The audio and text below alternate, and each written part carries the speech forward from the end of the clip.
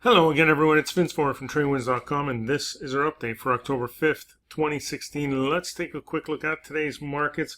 Well, it was led by financials and oil, but we did get a nice bounce today. By the end of the session, the Dow was up 112 points.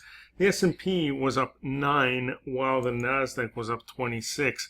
And one of the things you can do to kind of gain some clarity on a chart, if it's not really giving you a very clear signal as to which way it's going one way or the other, one of the things you can do is move to a higher time frame. And I love moving to the weekly or the monthly. If you look at the Dow here on the weekly, it looks much more bullish than it does currently on the daily. But overall, we've been in a nice run higher here, and right now, whether you're looking at the weekly or the monthly, it looks like it is going to continue. So let's continue on here. The TLT, 20-year Treasury ETF here, down once again today, losing 63 cents, while gold managed to hold on. I mean, it was moving higher earlier in the session, then started to sell off, but held on. It lost about 70 cents or so at the close.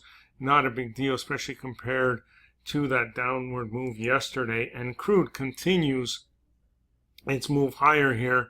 And it finished higher by $1.14 today. Now, another stock of note is Amazon, and there's a lot of talk out there on, can Amazon actually be the first trillion-dollar company? Well, it certainly can, but when you're looking at the chart and you see a nice run like we've had here, how can you know if there is more room to go or not? Again, looking at the higher time frames can sometimes bring about a lot of clarity. And if we look at the monthly chart here, it's been in an insane run higher here. Now it is extended. Look at it compared to that 20-period moving average.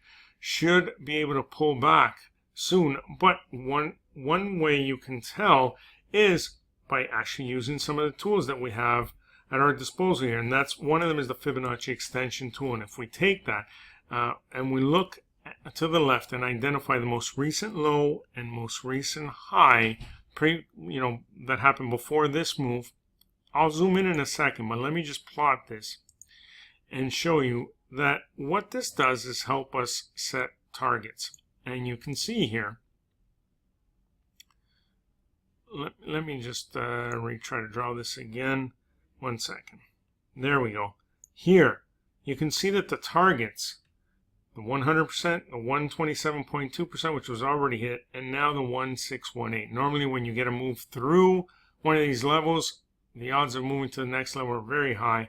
So I think on Amazon, we are headed towards 949.72, or we'll call it 950. So from about 800, 807 where we are now to 950, there's still room for this to move. So as extended as it looks, in all likelihood, looks like 950 is around the corner. Okay, now coming up, we have the jobless claims numbers out tomorrow morning, and then the all-important employment situation report on Friday. So we'll look forward to that.